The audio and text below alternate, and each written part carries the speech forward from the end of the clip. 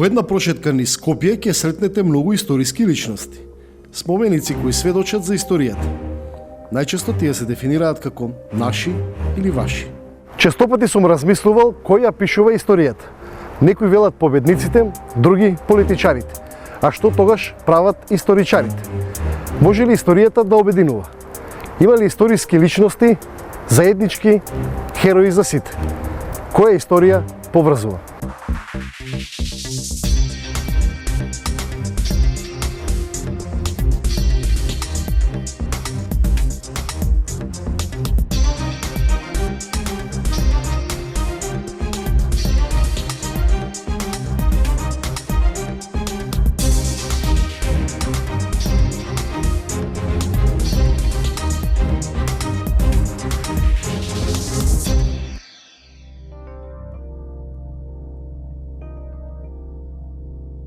Се сеќавам на зачуденоста што еден мој пријател од западноевропските држави ја доживуваше по неговите посети на Македонија.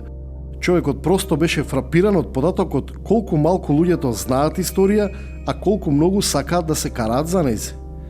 А тој имаше еден друг светоглед. За него историјата едноставно беа раскази од минатото. Кога подобро ќе размислам, тоа може би е и најсоодветната дефиниција за терминот историја. Ова моја потрага е токму по таа дефиниција, само што јас би додал позитивни раскази од минатото. Тоа е една стара флоскула дека историјата пишуваат победниците, за која што може да дискутираме. Во суштина историчарите пишуваат. Меѓутоа треба знаете секој што го интересира историјата треба знае дека всушност секој историчар прави реконструкција на нешто што се случило во минатото. Но исто би напомнил дека многу често во практиката нарашно дека на Балканот историчарите прават и конструкции често пати со намера да оправдаат некои историски процеси кои се случиле. Има една изрека од историја не се живее. Меѓутоа и со историја не се живее, меѓутоа од историјата треба да се учи. А ние доколку земаме како предмети историјата било во основното, средното или на факултет, и наоѓаме елементи само кои не сближуваат, тогаш не сме направиле ништо. Бидејќи и во образовниот систем историјата е ставен како предмет за да ние од историјата учиме. Например, да не ги правиме истите грешки што се направени во минатото, бидејќи и историјата и настаните се релативни и можно да се повторат не со истите актери, меѓутоа историјата е процес, така што треба да учиме од минатото и од грешките за да не се повторат. Најверојатно поради некои политички, општествени, долготрајни процеси што се одвивале на овие настани, не се успеало да се дојде до едно ниво, до едно граѓанско ниво, каде што ќе може зрело да се размислува за одредени наставни процеси, да се гледа напред, а без при тоа да се мешаат националистички, фашистички или други разноразни објави. Чудно е тоа, значи на Балканот е така веќе со години, така функционира, а според тоа како се случува, како се одвиваат настаните, ми се чини дека ќе треба уште малце време да помине, да се разбуди некоја граѓанска свест, значи без разлика тоа дали станува збор за македонци, албанци, грци, бугари, срби, за да се разбере дека не сме сами тука, дека идните поколенија што доаѓаат по нас исто сакаат да имаат просперитетна иднина и дека треба да се зауздаат некои духови од минатото. Ние секогаш во нашата историја, оно што го третираме како историја, се базира на политичка, односно војна историја. Што значи дека зборуваме за можеби 1, 2 до 3% од население. Ние не го третираме секојдневниот живот, што е исто историја која што го засега останатите 97%. Ако ги видите курикулумите, значи програмите на овие западноевропски земји, таму во огромна мерка се концентрираат на секојдневниот живот, на она што го прави секојдневниот живот и сега и во минатото. Ние се концентрираме се уште само на политичка и на војна историја. И нормално дека кога даваме акцент на тоа, тие негативности испливуваат, не позитивните страни. Во сите периоди кои што поминувало човештвото, немало само војни и разорувања.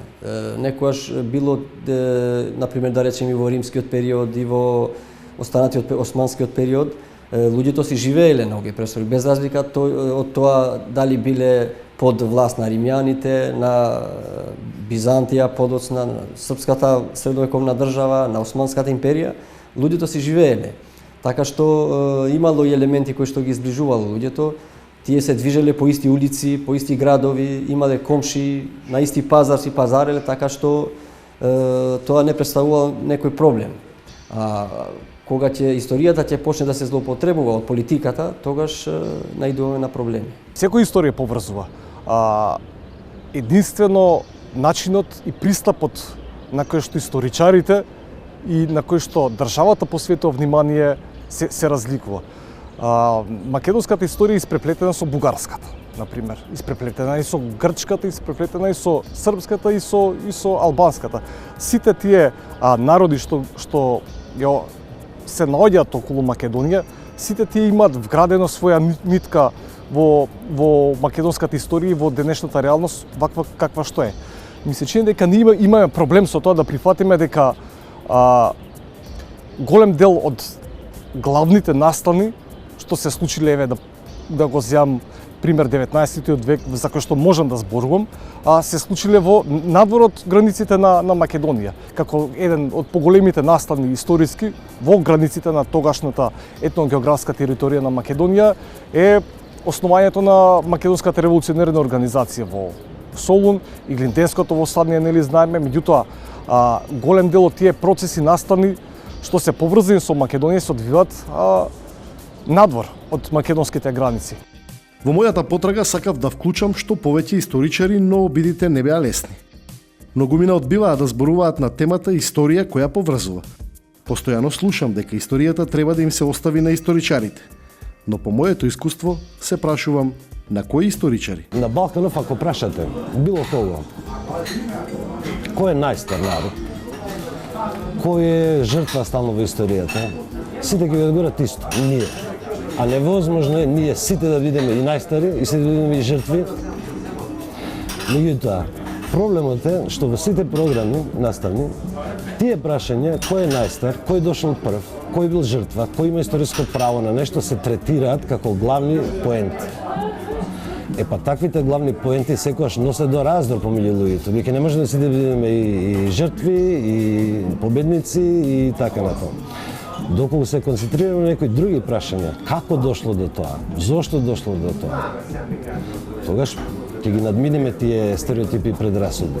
Меѓутоа, имам чувство, силно чувство дека на политиките во сите балкански земји им одговара ова. Зошто им одговара? Затоа што во невозможност да обезбедат подобра иднина на своите граѓани, те им нудат глорифицирано минато. Таква личност кој што може да го обединува целиот Балкан, целиот свет е Скендербег, мајка Тереза, бидејќи Скендербег во неговите војски сигурно дека биле и албанци повеќето, меѓутоа имало и војници од словенско потекло, бидејќи живееле на тие простори, а исто така мајка Тереза и самата кажала дека родена во Скопје како албанка, меѓутоа нејзиното дело и припаѓа на човештвото. Така што овие се два примери кои што се многу значајни. А исто така може да се спомне и Гоце Делчев со неговата изјава дека јас го разбирам светот како културно поле меѓу народите. Така што мислам дека и денеска и политиките на Европската унија се такви, така што народите да се надпреваруваат во културата, во разни настани, а историските личности да се истакнуваат тие личности кои што биле за меѓусебно разбирање, за соработка. Ние се уште го немаме надминато и одминато тој пат, општествен пат на преоѓање од еден систем на размислување во друг. До 40-тите години на 20-тиот век, значи со Втората светска војна, најголеми непријатели на светот беа французите и германците. Претходно има еден куп меѓусебни страшни судири, Првата светска војна и Втората светска војна, претходно со француската комуна, значи во 19-тиот век постојано се наоѓаат во нека состојба на судир. Меѓутоа, после 45-та година наоѓаат начин, изнајдуваат, свеста се крева на едно повисоко ниво, наоѓаат начин за сите тие недоразбирање да ги остават зад себе. Значи, не да ги заборават, не да ги занемарат, тука едноставно да решат. Добро, до тука е, ние треба да одиме, да напредуваме економски, општествено и како индивидуалци да се стремиме кон подобро, а минатото да го оставиме таму каде што припаѓа, во минатото. Сите образовни системи се базирани кај нас на едноставно акумулирање на знаење кој кога каде. Никој аналитички не развива, а тоа се вештини. Вештината која ќе развиеш, таа е трајна. Знаењето е милливо. Сите некои што сме учели историја пред 5, 10, 15, 20 години сме забравиле и кој кога и каде. Меѓутоа ако сме научиле како се одвијаат некои историски процеси, тоа ќе биде вештини алатка кој ќе ни возможни и сегашност да разбереме. Меѓутоа ние тоа не го развиваме кај нашите ученици низ образовниот систем и тоа е таа поента на која што сакаме ние да делуваме како наставници и да тоа се измени. И тоа ќе ни донесе добро вид во општеството и кај нас и кај други. Но морам секогаш да кажам тоа, не може процес да се одвива во една земја само. Тоа мора да биде паралелен процес во сите земји да се одвива. Ако се има желба да се направи нешто за наменување на предрасудите, стереотипите и овие проблеми што вечно ги имаме разноразни со историски корени. Јас како историчар до сега не сум дозволил политиката да влијае на мене. Јас кога пишувам историја, кога работам историја, бидејќи и со политика се занимавам, воопшто не влијае политиката, туку влијаат документите. За некој настан, ако јас имам документи кои што докажуваат нешто, дека, например, некоја личност соработувала со некоја личност, например, имам документи дека Христо Матов, војводата на ВМРО од околината на Охрид и Петар Чаулев имале спогодба и заеднички акции и чети против српската власт во Дебарското востание. Дури има и проглас од ВМРО до словенското население во тие простори да соработува со албанските востаници. Со прокламација дека откако ќе победат, ќе формираат заедничка власт. Значи, ако имам тие документи, никој не може да го рече спротивното. Скендербег е толку универзална личност што може да се гледа од различни начини. Дали сакаме да го потенцираме неговото национално потекло, дали сакаме да потенцираме неговата антиосманлиска борба или сакаме да го потенцираме можеби неговиот христијански карактер, зашто тој се борел. Имаме повеќе такви случаи, значи можеме да броиме случаите со светите браќа Кирил и Методи. Тоа се такви, да кажам, генијалци какви што Европа во последни 1000 години можеби и не се случиле. Незалудно нивниот култ продолжува да живее во сите словенски земји. Дури беа прогласени за заштитници на Европа од самиот папа. Во тој период во кој што се работело, во кој што се живеело, нивната национална припадност воопшто не била важна. Важна била идејата за која што се застапувало. Еве, Крале Марко. Крале Марко е толку универзална личност. Што би можело да кажеме? Што е Крале Марко? Македонец, србин, бугарин, хрват, босанец. Тоа е таква универзална личност што ги обединува сите овие народи. И можеби најпознатата митска, историска личност која што доживела толкава слава меѓу јужните Словени, па и меѓу словените воопшто. Оваа моја потрага не е во насока на релативизирање на историјата. Напротив, во потрага по пристапот, кој во Македонија, но и на Балканот, има идентичен концепт. Дилемата ми е, зошто кога се зборува за историјата, за историските личности, се акцентираат точките кои предизвикуваат поделби, а не елементите кои можат да бидат мост на поврзување. Одговори побарав од двајца универзитетски професори, растеретени од предрасудите и стереотипите. Се обидов да разговарам на моја тема со неколку историчари, искрено да видам многу малку прифатија да разговараат на темата, зошто не се прави слика на позитивни вредности на историјата, туку секогаш се акцентираат моментите на поделби што се случуваат по историски личности. Што мислите, зошто историчарите не сакаат јавно да зборуваат многу на таа тема? Па веројатно затоа што ќе налетаат на многу шкакливи нешта, бидејќи и историјата во крајна линија во последно време особено гледаме дека се идеологизира до крајни граници и дека и таа сака да напише тоа што и го порачале да го напише и дека не секој може да каже нешто што не било или што не е така како што тоа историјата сака да го презентира, односно актуелните моќници. Мислам дека во Македонија ние не сме успеале да, например, да се обидиме еднаш да ја расчистиме историјата во смисла на ова било, ова не било, ова е фалсификат, ова не е фалсификат, ова е про, ова е контра и така натаму. Значи историјата кај нас се уште мислам дека историската наука се уште си течи по некоја инерција, дека нешто таму некогаш се случило, меѓутоа таа се уште не е дојдена на едно ниво на така наречена структурална историја која што ќе се обиде барем малку и со некои социолошки елементи или со социолошки некакви сознанија да се обиде да го објасни амбиентот, односно се она што се случувало во светлината на објективноста, на реалноста на тогашните такви социјални односи како што ги биле во времето на случувањата. Ние тука во Балканот, посебно и ние во Македонија, како да сме екземплар на она класична теза или теорија дека историјата ја пишуваат победниците и тие пишат тоа што сака. Значи, губитникот секогаш не е во позиција да напише историја, зашто загуби. И второ, број научници кои кажуваат дека историја е собир на факти кои се рамни со лага. Но без оглед на тоа, дури да сакаме да ја исклучуваме идеологијата која влијае кај научникот под наводници историчар, мислам дека просечниот или обичниот наш историчар посакува да напише нешто што масата сака да го слуша. Значи тој пишува историја за срцето, не пишува историја за разумот и за реалноста. И затоа не случајно ние сме тука, значи имаме разни фигури историски значајни кои ги глорифицираме, а не се такви. Понекогаш лажно создаваме, значи, фигури кои ни оддалеку не биле такви. Значи во наши услови, ја мислам дека историја може да напише за нас само неутрална личност, добар научник. Македонија изминативе години го отвори најголемиот музеј на восочни фигури во регионот, посветен на македонската револуционерна борба и жртвите од комунизмот.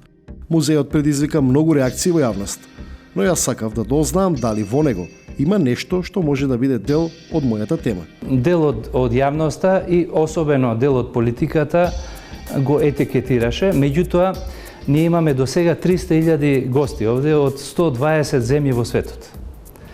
И не само што се увериле дека не е тоа така, туку ние добивме и специјални признанија од Европската музејска академија токму за зачувување на тие вредности.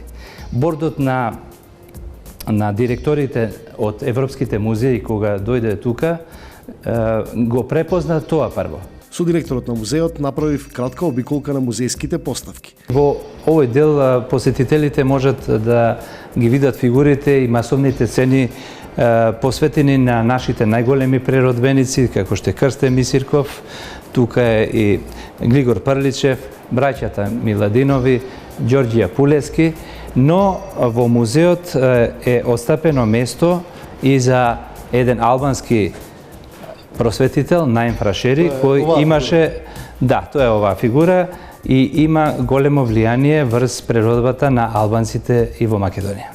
Прецизно посочувајќи ми сцени кои отсликуваат елементи на историја која поврзува. Ова е всушност посветено овој дел на Младотурската револуција.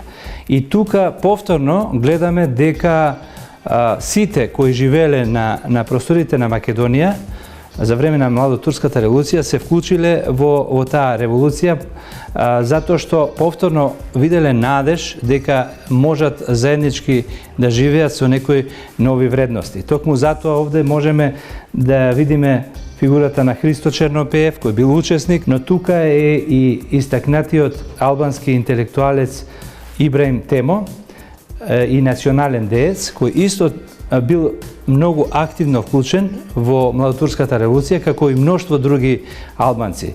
А меѓу нив е и Хилми Паша. Директорот ми раскажа дека приказните кои имаат кохезивност им се раскажуваат и на странските гости. Првиот митинг после ослободувањето на Скопје и ова навистина е се направено онака како што и навистина е било во детали. Реплика на оригинална фотографија? Реплика на оригинална фотографија. На фотографијата се гледаат и свештеници, и така е прикажано и тука. Гледаме еден муслимански свештеник и еден православен свештеник. И тоа е навистина нешто што ја одразува и реалноста на Македонија во тој период. На говорницата е Димитар Влахов, кој како тогашен социјалист се залага и за правата на евреите во Османлиската империја.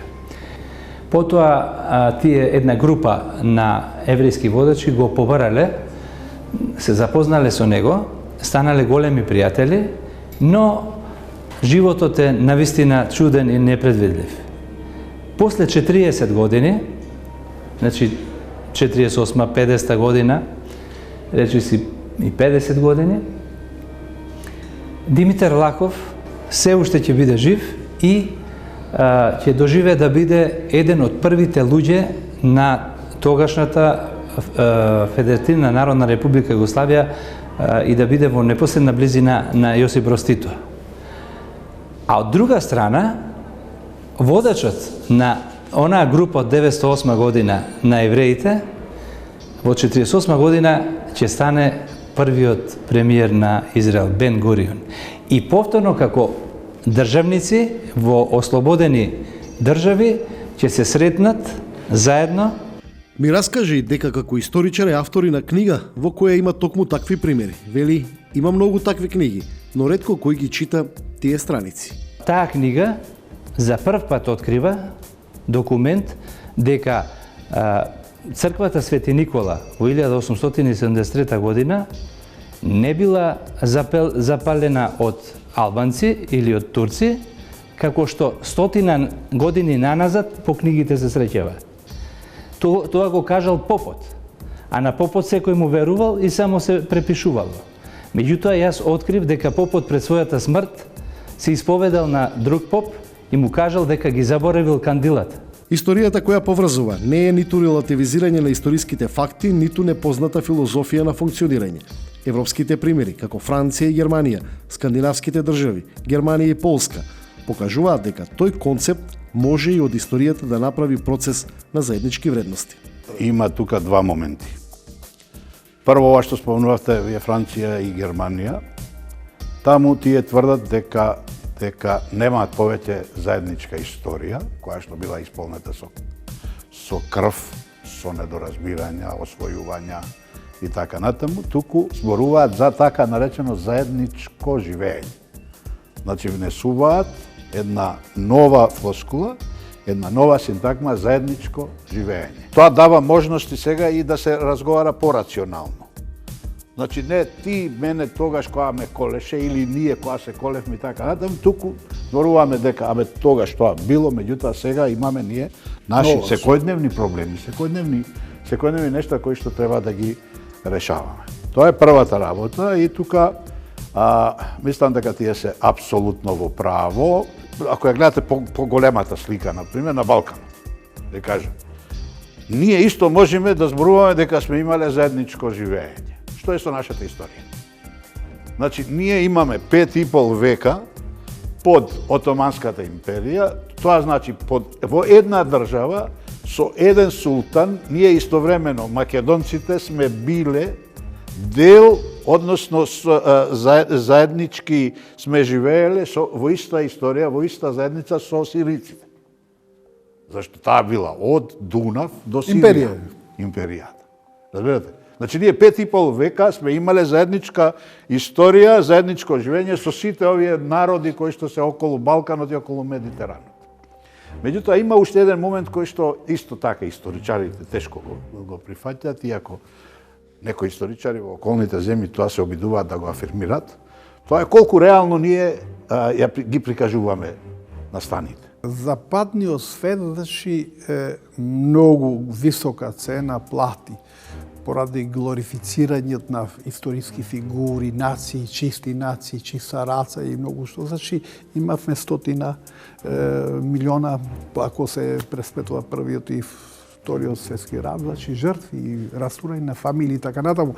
Но се освестија и сватиле дека со историја се занимаваат само тие кои не се способни да се занимаваат со сегашноста и иднината.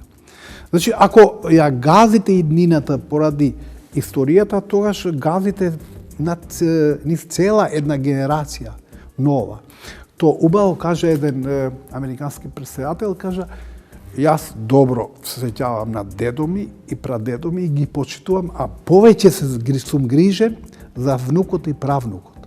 Значи, иднината треба да се гледа, а на Запад, например, историчарите се тие кои се занимава со тоа и за среќа, како по автоматизам тие добиваат порака, тие лоши настани да ги коментираат во негативна конотација како дебакл на општеството, значи како пропаст на принципи кои никогаш не треба во ние да се појават. Кај нас некако не сме у таа позиција значи да разговараме, но историчарите секогаш продават некаков квази патриотизам, ефтин патриотизам и не сакат да создадат коезиони фигури кои обединуваат дури и 2 или 3 нации да претендираат во една фигура историска. Што има лошо во тоа? Дури да не е вистина во тоа. Тоа се кажа, постојат ли такви фигури? Во здраво општество, секоја фигура може да биде позитивна, од една или друга нација, или од сите нации директно или индиректно поврзана. Секоја фигура кај нас, и од чисто македонската историја, и од чисто албанската историја, и од мешаната историја. Значи, ние треба да ги афирмираме тие структури, тие субјекти, тие фигури за да создадеме, да рефлектираме позитивно. Мислам дека лажно или погрешно многу историчари, а и политичари, не се нафаќат кон ова, мислејќи дека губат поени. Напротив, можеби краткорочно губат поени. Долгорочно, значи, града имидж на човек кој сака коезија. Не само туку нема лошо, ништо лошо, туку е многу потребно, витално е потребно. И што е многу интересно, тука преовладува интересот за воините, за Тоа се да борците. зашто се концентрираме секогаш се на историја, концентрираме, да. војна историја, Да. луѓето вајда меѓу две војни нешто работеле, живееле, имале и други личности меѓу. Да, и као да не Но тој- постоело ништо, само се чекало кога ќе се завојуваме повторно, па да се појави некој војсководач кој што со мечот нели ќе тргне, ќе не води кон иднина и така натаму. И погледнете вие и споменициве низ овие посебно од Скопје 2014, тие се преполни со такви воинствени пораки, воинствени личности и така натаму. Ние не сакаме да погледнеме и во луѓе кои што сега ги спојуваат народите, ги спојуваат луѓето. Има малку луѓе во историјата кои што, да речеме, го имаат името на еден Ферит Мурат. Тој вели, јас сум од Македонија. Знаете. Нобеловец, А никој не знае. Готово. Значи, тој е во Америка, тој нема врска и така натаму, иако тој фактички со самите своји заслуги го рекламира, Роден во Македонија. односно го носи името Македонија на своите подвизи, така? На Балканот постојат обиди слични. Меѓутоа, тие обиди за такви заеднички третирање на минатото пред се иницијативи на некои есновски издруженија, би рекол, на асоциации на наставници и слично, но разликата на Балканот и разликата кога вие земји што ги спомнавте е тоа што политичката елита во тие земји одлучила дека тоа е правецот во кој што треба да се третира и изучува историјата низ наставата пред се. Додека кај нас, нашата политичка елита се уште не созрела до таа, кога велам кај нас, мислам на целиот Балкан, како што ме прашавте, не созрела до тој стадиум да смогнат храброст и да одлучат и тие да влезат во тој таков процес. Германците не можат да кажат дека Хитлер не постоел.